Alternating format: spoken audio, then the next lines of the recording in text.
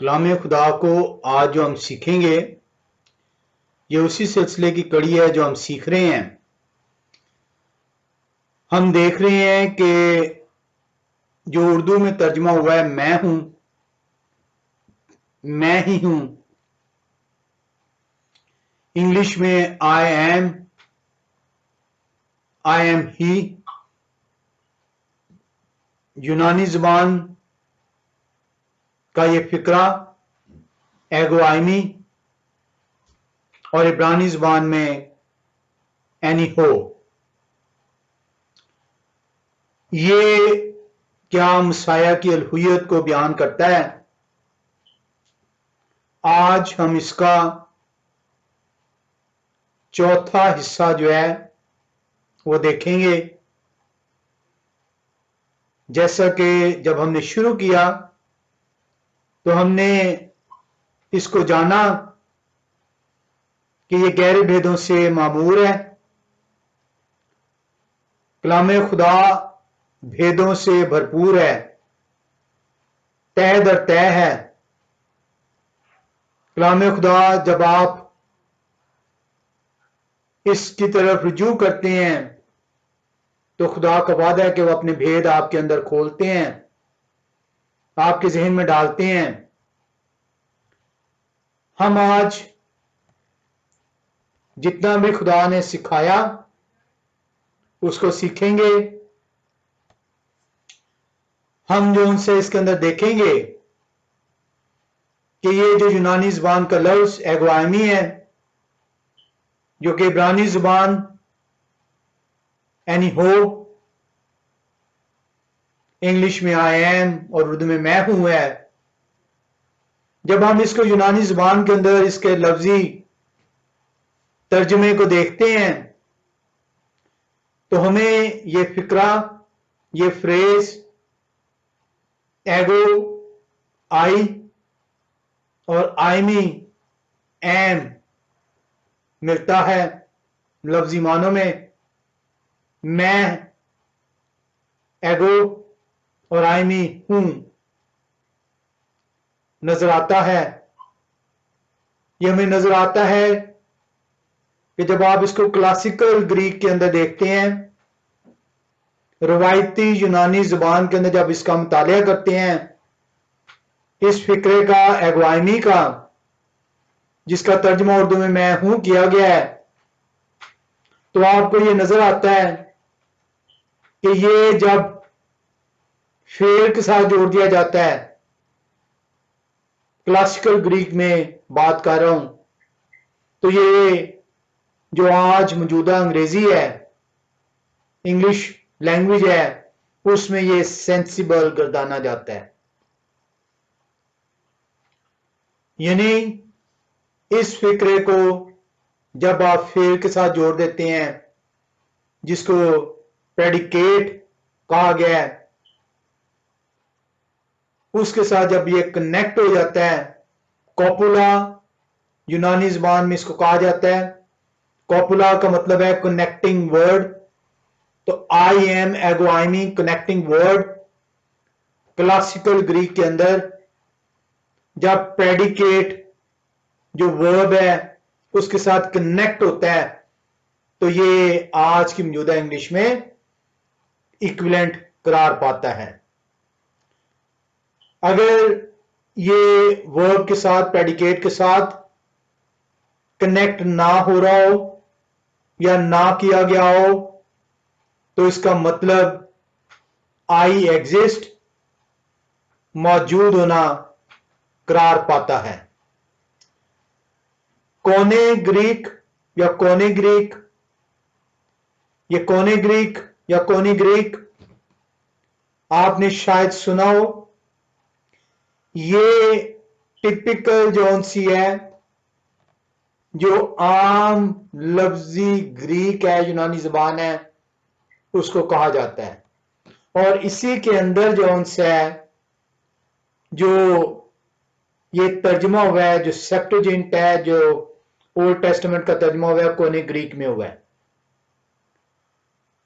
कोने ग्रीक जौन सी है, ये वो यूनानी जुबान का तलफ़ुज़ है ये वो यूनानी जुबान है जो सिकंदरिया आजम के दौर में राइज होती है 4वीं सदी ईस्वी में, और इसी में जो उनसे फिर इस जुबान की मुताबिकत से, क्योंकि ये रस्म और रिवाज के अंदर रच बस जाती है, इब्रानी से यूनानी जुबान में तर्जमा ठहरता है। तो कोने ग्रीक के अंदर जो एगो आइनी फिक्रा है, जिसका उर्दू में तर्जमा मैं हूं किया गया, जिसको इंग्लिश में आई एम ट्रांसलेट किया गया, ये वर्ब के बगैर इस्तेमाल हुआ है और ये अपनी मौजूदगी को बयान करता है। इसको इवन के जब इब्रानी जुबान का तर्जमा किया गया, बाइबल मुकद्दस का, ओल्ड टेस्टमेंट का इब्रानी से यूनानी जुबान में, तो वहां पे एनी हो जो मैं हूं जिसका तर्जमा है, जो कि इब्रानी जुबान का लफ्ज एनी हो से लिया गया है, उसको जब यूनानी जुबान में ट्रांसलेट किया गया तो एगो आइमी उसके लिए इस्तेमाल किया गया। इसको आप खुरूज 3:14 के अंदर देखते हैं। आए हम खुरूज की किताब 3 बाब की 14वीं आयत को जब देखें तो वहां पे ये पुराना अहदनामा जो इब्रानी जुबान में है, इसको जब यूनानी जुबान में तर्जमा किया जाता है कोने ग्रीक में, तो वहां पे ये जो एनी हो लफ्ज उसको एगोआमी में तर्जमा किया जाता है। और उर्दू में खुरूज 3:14 कलाम खुदा में यूं सिखाता है, खुदा ने मोशे से कहा, मैं जो हूं सो मैं हूं। सो आप बनी इस्राएल से यूं कहना कि मैं जो हूं ने मुझे तुम्हारे पास भेजा है। मैं जो हूं, ये इब्रानी जुबान में एनी हो है, यूनानी में जब तर्जमा किया जाता है एगो आइमी, और इंग्लिश में आई एम, और उर्दू में मैं हूं तर्जमा होता है। कोने ग्रीक के अंदर जैसे कि हमने सीखा सिकंदरिया आजम के दौर में ये राइज होती है, और यहां पे एगो आइमी के साथ वर्ब की जरूरत महसूस नहीं की जाती। ये अपने तौर पर एब्सोल्यूट है, अपने तौर पर अलहुयत को बयां करने के लिए इस्तेमाल हुआ है। अब यहां पे एक और हम हवाले में आएंगे, दूसरा शमूएल 2 बाब और 19वीं और 20वीं आयत। अब ये आपके लिए शायद ये नया लफ्ज हो, शमूएल। शमूएल एल खुदा के लिए इस्तेमाल होता है, एलोहीम। शमूएल हमने इसको सैमुअल कर दिया है, सैमुअल लफ्ज नहीं है, शमूएल लफ्ज है। सो दूसरा शमूएल 2 बाब 19 और 20वीं आयत में हम देखेंगे, यहां पे मैं हूं इस्तेमाल हुआ है लफ्ज, लेकिन उसको हम अभी थोड़ी देर में देखेंगे कि उसके लिए क्या लफ्ज आया है।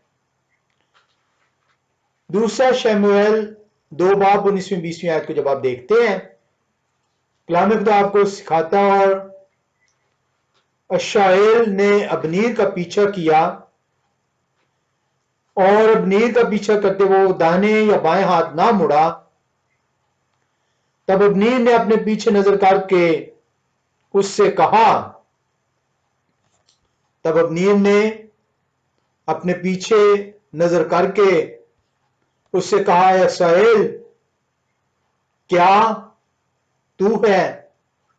उसने कहा हां। अब यहां पे जब आप इसको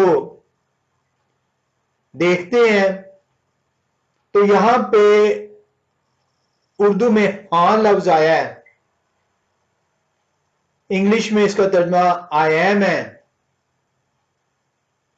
और यूनानी जबान में जब आप इसको सेप्टुजिंट में देखते हैं तो वहां पे एगो आयमी आया है। लेकिन जब आप इसको इब्रानी मतन में देखते हैं तो इब्रानी मतन के अंदर यहां पे जो उर्दू में हां लफ्ज आपने अभी सुना पढ़ा, इंग्लिश में आई एम है, यूनानी जबान में जब तर्जमा होता है इस इब्रानी दूसरा शामिल 2 बाब की 20वीं आयत का तो एगो आयमी आया है।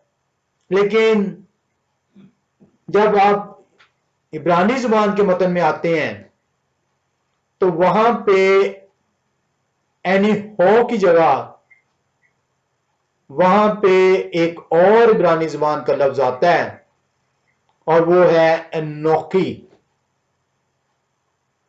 इब्रानी जुबान H 595 एनोकी। एनोकी से जोन से है ये आगे एनी हो जोन से है ये लिया गया है। तो एनोकी जोन से है इब्रानी ज़बान के असल इब्रानी मतन में है, दूसरा शामिल 2 बाब की 20वीं आयत, क्योंकि ये खुदा जो है को बयान नहीं कर रहा इसलिए एनी हो लफ्ज वहां पे कलाम खुदा में नहीं है। लेकिन यूनानी मतन में ये इसको एगो आयमी कर दिया गया है और उससे आगे जो है इंग्लिश में आई एम आया है। अब इसको हमें ये जानना होगा, देखना होगा कि एनी हो जो है जब जब भी आया है ये खुदाए कुदूस यहोवा खुदाए कुदूस को इसने बयान किया है। एगो आयमी जब आया है तो एगो आयमी जोन से है उसका एक सेट फॉर्मूला नहीं है बल्कि वो 3 फॉर्मूलों का मजमूआ है। इसलिए जोन से है लोग अमूमी तौर पे कंफ्यूज हो जाते हैं जब वो उनसे पूछा जाता है कि किस तरीके से आम मसीह की अलूहियत को उनकी सेंग से, उनके अल्फाज से, मैं हूं से जोड़ते हैं। तो हमें यह देखना होगा कि कलामे खुदा के अंदर नए अहदनामे में यूनानी जुबान के अंदर एगो आयनी जिसका तर्जमा उर्दू में मैं हूं किया गया है यह किस तरीके से बयान किया गया, कौन से वो फार्मूले यूज हुए हैं और उनका मतलब क्या है। और जब ये आप तीनों को आप सीख पाएंगे तो आप वाज़े तौर पर हर उस आयत जहां पे मैं हूं आया है उसको बयान कर सकेंगे। 10 मरतबा अगर आप देखें तो कलामे खुदा के अंदर ये जैसे कि मैंने जिक्र किया कॉपुला एंड प्रेडिकेट यूनानी जुबान के अंदर, यानी कॉपुला है कनेक्टिंग वर्ड जो जोड़ रहा है, जो फेल जो वर्ब को जो है आपस में कनेक्ट करता है। तो 10 मरतबा एगो आयमी नए अहदनामे के अंदर विदाउट प्रेडिकेट के तौर पे इस्तेमाल हुआ है, विदाउट वर्ब के इस्तेमाल होता है। वो 10 जो सी आयात हैं यूहन्ना रसूल की इंजील 4 बाब की 26वीं, 6 बाब की 20वीं, 8वें की 24वीं, 8वें की 28वीं, 8वें की 58वीं, 9 बाब की 9वीं, 13, 19, 18, 5, 18, 6, 18, 8। ये वो 10 मर्तबा है जहां पे इनके साथ किसी भी तौर पर वर्ब नहीं आया, प्रेडिकेट नहीं जोड़ा गया। हम इसमें से 1-2 आयात को ले लेंगे ताकि आपको समझ आ सके। आए हम लेते हैं यूहन्ना रसूल की इंजील 4 बाब में चलेंगे और 26वीं आयत को ले लेते हैं। पहले यूहन्ना रसूल की इंजील 4 बाब, और जब 26वीं आयत में आते हैं तो वहां पे आपको कलाम खुदा यूं बयान कर रहा है, यहोवा शाह ने उनसे कहा, मैं जो तुझसे बोल रहा हूं वही हूं। अब यहां पे आप इस आयत को जब देखते हैं तो यहां पे किसी भी तौर पे ये आयत आपको ये नहीं सिखा रही, नहीं बता रही बज़ाहिर मसाया की रूहियत, क्योंकि आयत का तर्जुमा जब आप पढ़ रहे हैं तो वहां पे लिखा है, यहोवा ने उनसे कहा, मैं जो तुझसे बोल रहा हूं वही हूं। अब जब तक आप इस एगो आयमी जो यहां पे आया है वही हूं को नहीं देख सकेंगे कि ये किस तरीके से एगो आयमी यहां पे लगता है, किस तरीके से एगो आयमी मसाया क्या बयान कर रहे हैं, उस सामरी औरत से क्या कह रहे हैं, क्यों सामरी औरत सुनते ही भाग उठती है और कहती है मुझे मेरे मसाया मिल गए, क्यों सामरी औरत को समझ आ गई है और मुझे और आपको समझ नहीं आ पाई। इसी तरीके से हम चलेंगे, हम 8वें बाब की 58वीं आयत में आते हैं। 8वां बाब और 58वीं आयत। कलाम खुदा में यूं सिखाता है, यहोवा शाह ने उनसे कहा, मैं तुमसे सच कहता हूं कि पेशतर उससे कि अब्राहम पैदा हुए मैं हूं। अब यहां पे यहूदी लोगों को क्यों समझ आ गई है? 59 आयत को अगर आप देखते हैं तो यहूदी और लोग ये सुनते ही पत्थर उठा लेते हैं। मेरी और आपकी समझ कहां पर है? मुझे और आपको ये समझ क्यों नहीं है कि यहूदी लोग ये सुनते ही कि मैं हूं एगो आयमी, आई एम, वो पत्थर उठा लेते हैं। और मेरे और आपके लिए महज ये फिक्रा है। तो ये हमें जो है ये 10 ऐसे आयात हैं जहां पे एगो आयमी महज एज ए कपोला आया है, कॉपुला आया है और प्रेडिकेट उसके साथ नहीं है, वर्ब नहीं है, फेल नहीं है। ये अपने अंदर मुकम्मल है, ये अपने आप को मुकम्मल तौर पर बयान कर रहा है।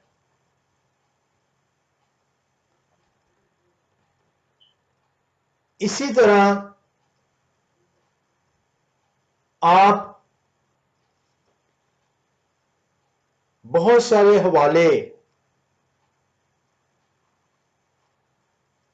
जो गूंजते हैं, जो अपने अंदर गूंज रखते हैं, जो अपने अंदर नकारा रखते हैं, जो अपने अंदर नारा रखते हैं, जब उन आयात का आप मुतालिया करते हैं तो मुसाया की अलहुयत इन आयात के जरिए से आपके कानों में गूंजती है।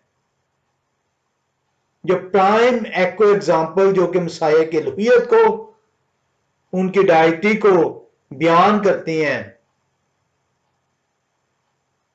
उनमें से चंद हवाले मैं आपको सामने रखता हूं।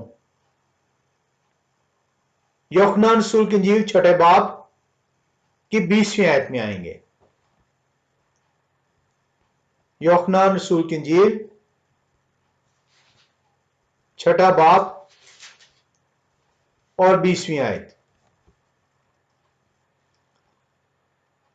कलाम खुदा यूं बयान करता है, मगर उन्होंने उनसे कहा, मैं हूं, डरो मत।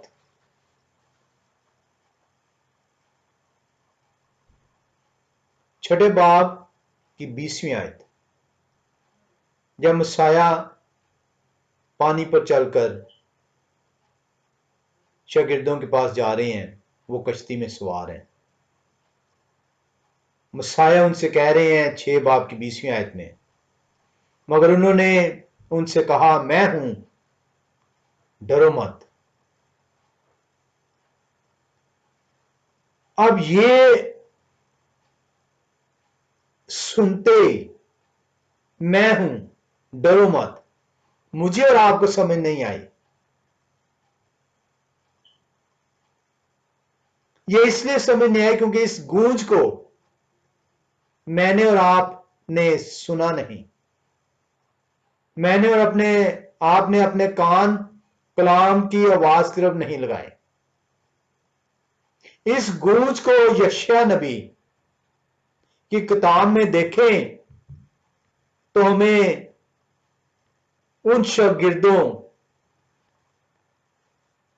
को सीखने को मौका मिलता है कि उन्होंने क्यों सुनते ही उन्हें कश्ती पर सवार कर लिया, क्यों नहीं वो चला उठे कि दूर हो जाए हमारे से, कौन है आप, क्यों नहीं उन्होंने सवाल किया।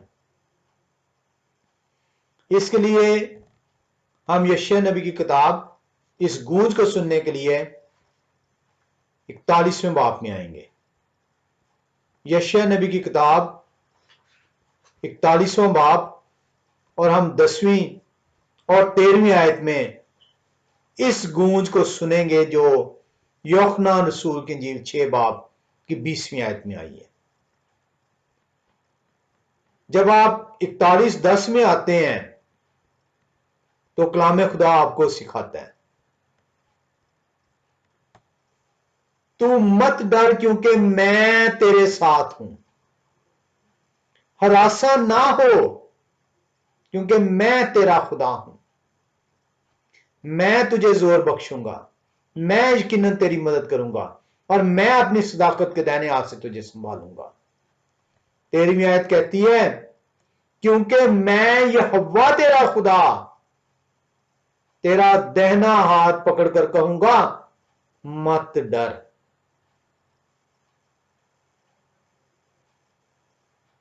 मैं तेरी मदद करूंगा। शागिर्द जानते थे कि कौन कहता है मत डर। किसके पास अख्तियार है डर को दूर करने का?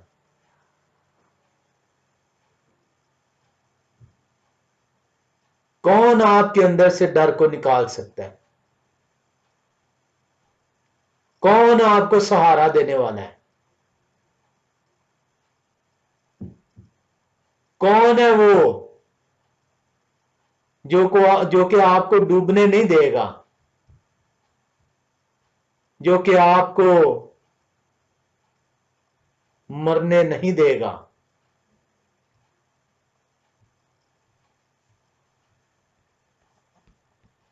यूहन्ना रसूल की इंजील छठा बाब की 20वीं आयत को एक दफा फिर से पढ़ें जब आप, तो वहां पे आपको नजर आता है, मगर उन्होंने उनसे कहा, मैं हूं, डरो मत। वो जानते थे कि ये कौन है जो कहता है मैं हूं, डरो मत। क्योंकि मेरे और आपसे पुराना नामा छुपा लिया गया। मुझे और आपको आज तक यही रवायत है, ना चर्चिस के अंदर पुराने अहदनामा की तालीम दी जाती है, ना ही कलीसिया घरों में उसकी तालीम हासिल करती है। आपको पुराने अहदनामे से दूर किया गया, तो नए अहदनामे की गूंज आपके कानों तक कैसे पहुंचती?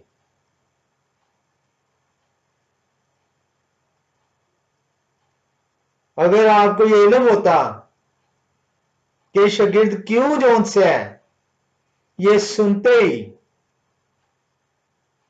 कि डरो मत मैं हूं, बस वो उन्हें कश्ती पर चढ़ा लेने को राजी हुए और फौरन वो कश्ती उस जगह जा पहुंची जहां जाते थे। क्यों वो राजी हो गए? क्यों नहीं लिखा कि वो चिल्ला उठे कि तू कौन है, दूर हो जा? क्यों उनमें खलबली नहीं मची? वो जानते थे कि मैं हूं, डरो मत कहने वाले कौन है।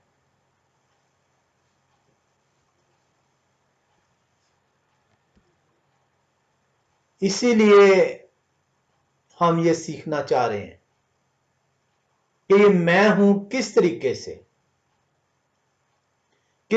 से मेरे मसाया को खुदा गर्दानता है। ये फिक्रा कैसे मेरे मसाया को मुझे ये नारा मारने पर मजबूर करेगा वो मेरे खुदा है। नहायत ही ये अहम टॉपिक है और रब्बे कदूस का शुक्र है कि हम आज ये चौथी किस्त है जिसमें हम इसको सीख रहे हैं। हम जो उनसे मैंने आपको बताया कि बहुत सारे हवाले हैं जहां पे मसाया की रुहियत को बयान किया गया। हम इसी तरह एक और मशहूर हवाला है 14वें बाब की 5वीं और 6ठी आयत में आएंगे। यूहन्ना रसूल की इंजील 14वां बाब और 5वीं और 6ठी आयत। बहुत सारे लोग इस आयत को अपने घरों में लटकाते हैं, कोट करते हैं, पढ़ते हैं, सुनते हैं। आज रब्बे कदूस ने चाहा तो आप इसकी गूंज को सुनेंगे। यूहन्ना रसूल की इंजील 14वें बाब की 5वीं और 6ठी आयत में तोमा ने उनसे कहा, आए खुदावंद, हम नहीं जानते कि आप कहां जाते हैं, फिर राह किस तरह जाने?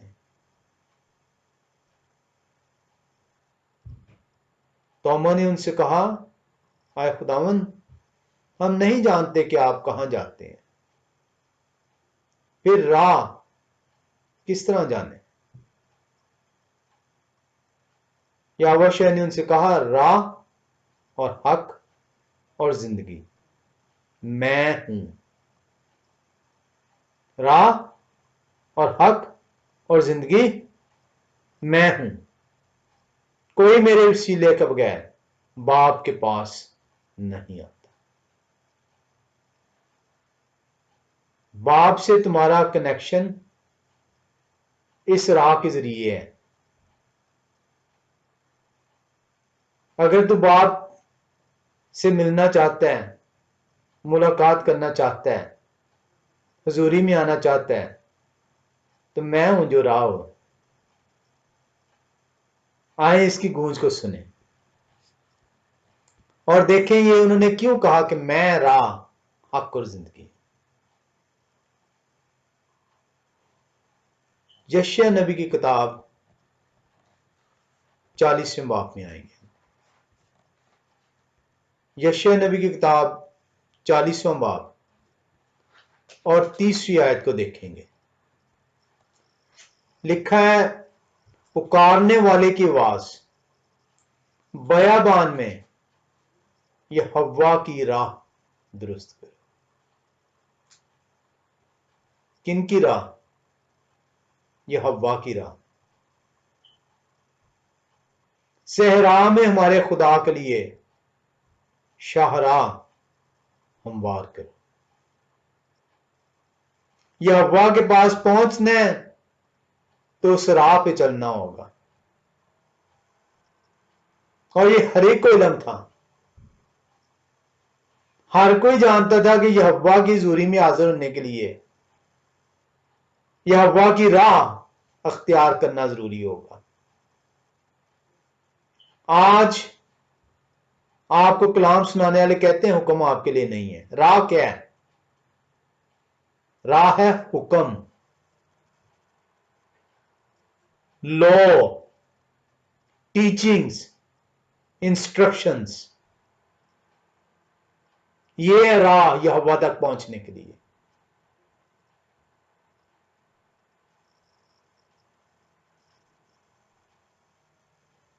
अगर तू मुझसे मोहब्बत रखता है तो मेरे हुक्मों पर अमल कर, तब मैं और बाप तेरे साथ सुकूनत करेंगे।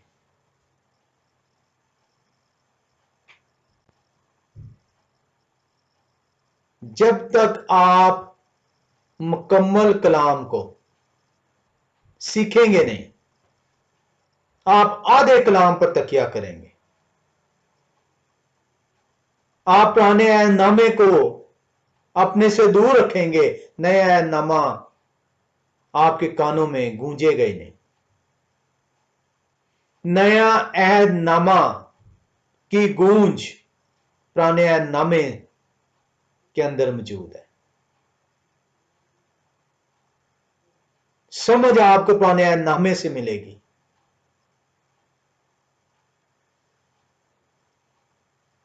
दस ऐसे हवाले मैं आपके सामने रख सकता हूं जहां पे मुकम्मल तौर पर जो एगोआमी आया है, जिसका तर्जमा मैं हूं आया है, आई एम आया है, मसाया की अलूहियत को बयान करते। आप आसानी के साथ, दावे के साथ, गूंज के साथ, नारे के साथ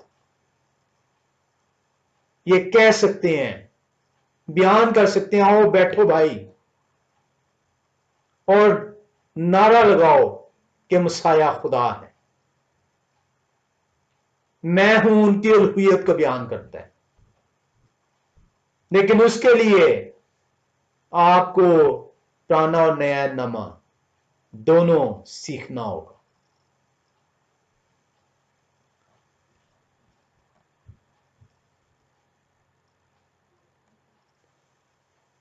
राह, हक और जिंदगी।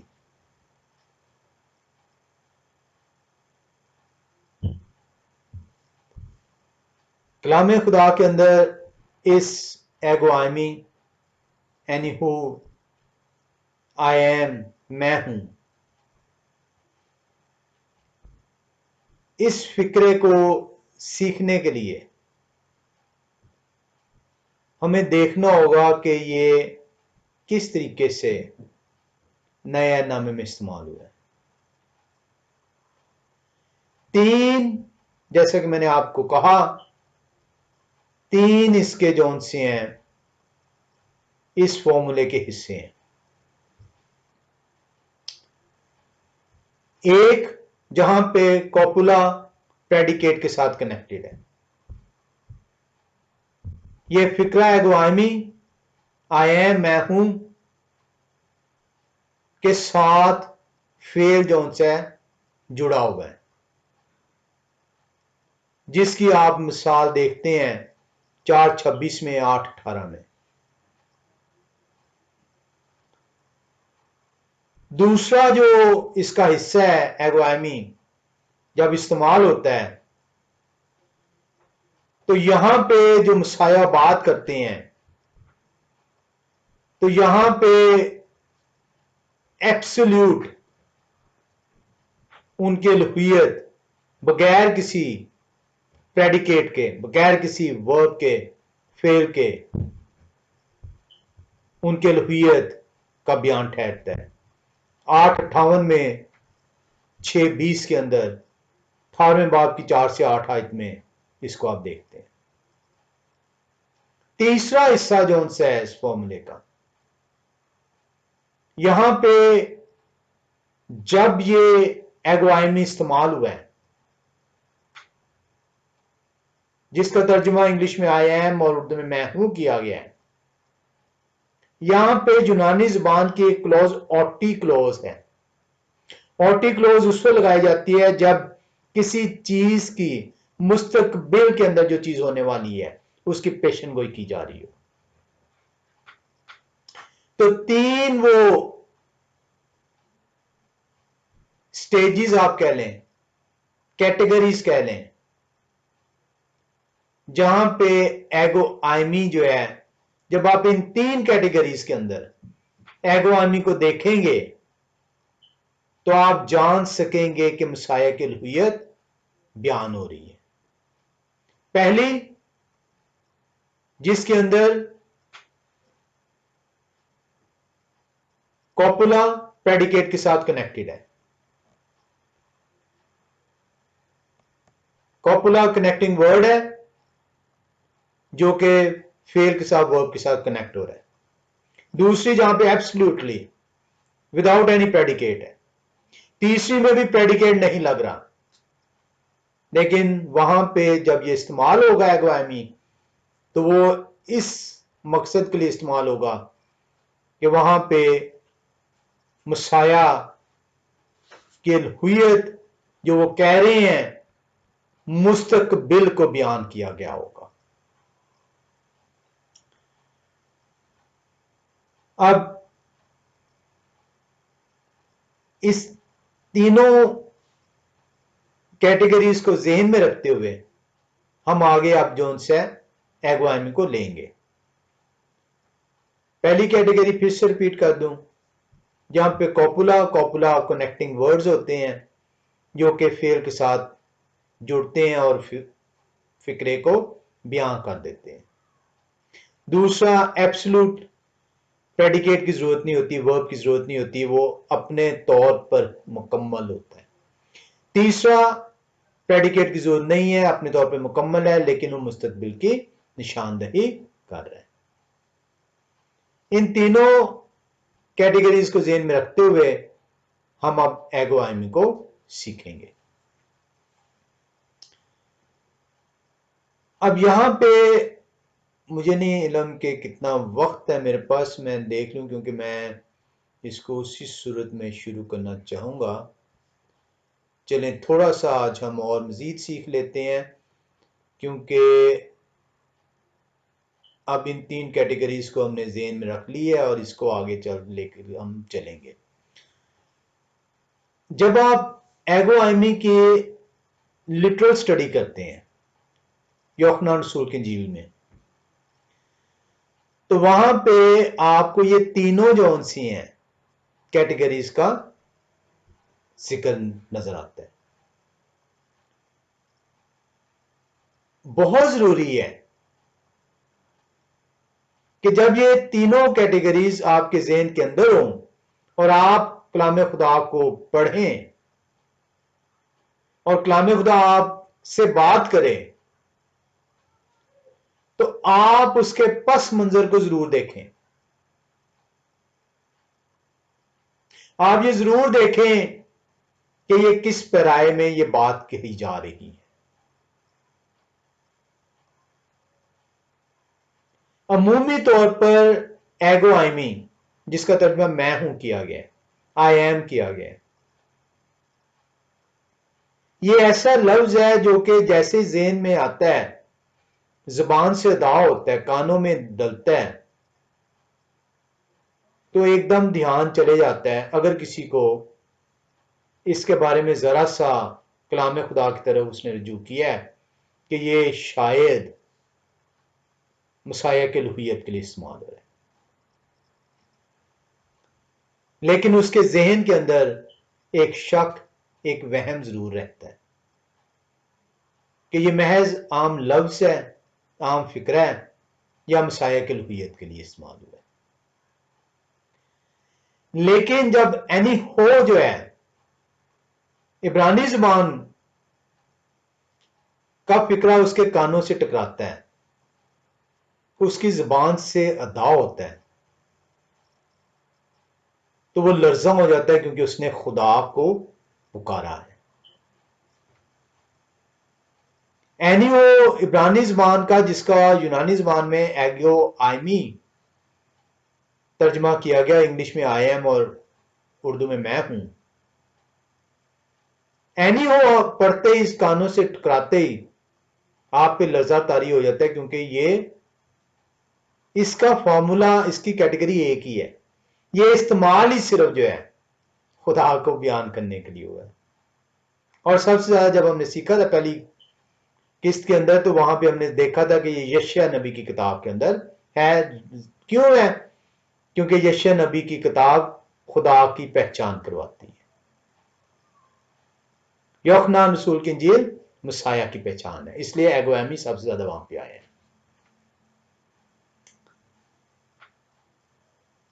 तो एनी हो तो हमने देख लिया कि ये जैसी कान से टकराएगा ये खुदा को बयान कर रहा है। लेकिन एगो आइमी जोन्स है इसका, हमें क्योंकि ये तीन इसके जोन से हैं, कैटेगरीज है, हमें ये देखना होगा कि किस कैटेगरी के अंदर ये फॉल कर रहा है। अब अगर हम सरसरी तौर पर, आज मैं डिटेल में नहीं जाऊंगी, इसकी डिटेल हम नेक्स्ट टाइम में देखेंगे वक्त की कमी के बायस। अगर आप यूहन्ना रसूल की इंजील 8वें बाब की 24वीं और 28वीं आयत को देखें, पहले उसको पढ़ लेते हैं। 24वीं आयत 8वें बाब की, यूहन्ना रसूल की इंजील 8वां बाब और 24वीं आयत। वहां पे मसाया फरमा रहे हैं, इसलिए मैंने तुमसे यह कहा कि अपने गुनाहों में मरोगे, क्योंकि अगर तुम ईमान ना लाओगे कि मैं वही हूं तो अपने गुनाहों में मरोगे। अब यहां पे अगर आप देखेंगे तो एगो आयमी आ रहा है, मैं वही हूं, लेकिन ये एगो आयमी तीसरी क्लॉज को बयान कर रहा है और तीसरी क्लॉज मुस्तकबिल की तरफ इशारा कर रही है। तीन क्लॉजेस मैंने आपको बताई थी, तीन कैटेगरीज बताई थी एगो आयमी किस तरह इस्तेमाल होता है। 24वीं आयत कह रही है, इसलिए मैंने तुमसे यह कहा कि अपने गुनाहों में मरोगे, क्योंकि अगर तुम ईमान ना लाओगे कि मैं वही हूं तो अपने गुनाहों में मरोगे। इसके हम तफसील देखेंगे और इसकी गूंज यशायाह नबी की किताब से देखेंगे। अब यहां पे जब आपने इस 24वीं आयत को देखा, तो इस 24वीं आयत, अगर यहां पे ये आयत जो मसाया कह रहे हैं मैं वही हूं, अगर ये मसाया की लहुयत बयान हो रही है यहां पर, तो 25वीं आयत क्या कह रही है हमें? उन्होंने उनसे कहा आप कौन है? यहूदियों ने कोई पत्थर नहीं उठाया, मसाया ने खुदा होने का दावा किया है, मैं वही हूं, एगो आयमी, आई एम। लेकिन यहां पे यहूदी पत्थर नहीं उठा रहे। प्रॉब्लम यह है कि मैंने और आपने आज तक सिर्फ मुतालिया किया है, और वो भी जल्दबाजी में, लेकिन कभी कलाम को इजाजत नहीं दी, क्योंकि मेरे पास वक्त नहीं था। आपने गौर नहीं किया यहूदियों ने सवाल क्या पूछा है इस दावे के बाद? वो कहते हैं आप कौन है? शायद अब आप ये गौर करें कि यहूदी जो कि कलाम को जानते थे, जो कि इस फिक्रे की अहमियत से वाकिफ थे, वो पत्थर नहीं उठा रहे। तो क्या ये फिक्रा मसाया की अलूहियत को बयान कर रहा है? हम इसको आइंदा सीखेंगे कि क्या ये वाकई फिक्रा मसाया की अलूहियत को बयान करता है। क्योंकि आपने 8वें बाब की जब 59वीं आयत में आते हैं तो देखें कि वहां पे यहूदियों का रिएक्शन क्या है। बस उन्होंने उन्हें मारने को पत्थर उठाए, मगर यहोशू छिपकर हैकल से निकल गए। 24वीं आयत में जब वो ये कहते हैं, वो कह रहे हैं इसलिए मैंने तुमसे ये कहा कि अपने गुनाहों में मरोगे, क्योंकि अगर तुम ईमान ना लाए कि मैं वही हूं तो अपने गुनाहों में मरोगे। इतना बड़ा दावा कि अगर तुम ईमान ना लाए कि मैं वही हूं, इसके जवाब में रिएक्शन क्या यहूदियों का? यह तो मुमकिन नहीं कि यहूदी मुख्तलिफ थे। इसी बाब के अंदर 59वीं आयत में वो पत्थर उठा लेते हैं, यहां पे वो पत्थर नहीं उठा रहे। यहां पे वो कह रहे हैं, उन्होंने उनसे कहा आप कौन है?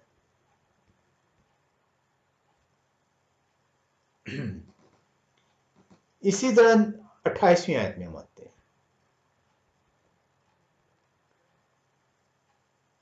लिखा है, पस यहोशू ने कहा कि जब तुम इब्ने आदम को ऊंचे पर चढ़ाओगे। अब ये देखें, यहां पे थर्ड जो सी है वो क्लॉज इस्तेमाल होनी है। अभी तीसरी कैटेगरी, 3 कैटेगरीज मैंने आपको बताई हैं। बस यहोशू ने कहा कि जब तुम इब्ने आदम को ऊंचे पर चढ़ाओगे तो जानोगे कि मैं वही हूं। यहां पे ऑटी क्लॉज इस्तेमाल हो रही है, एगोमी, और अपनी तरफ से कुछ नहीं करता, बल्कि जिस तरह बाप ने मुझे सिखाया उसी तरह ये बातें कहता हूं। 30वीं आयत में यहूदियों का रिएक्शन देखें। जब वो बातें कह रहे थे तो बथेरे उन पर ईमान लाए। ना उन्होंने पत्थर उठाया है, ना उन्होंने अब सवाल किया, बल्कि ईमान लेकर आए हैं। तो ये हमें सीखना है, हमें वक्त देना है कलाम को, हमें रजू करना है कलाम से कि हमें वो सिखाएं कि ये 3 कैटेगरीज किस तरीके से इस्तेमाल हुई हैं, किस तरीके से मैं मसाया को खुदा कह सकता हूं जब मुझसे कोई मेरे ईमान की बाबत दरियाफ्त करे।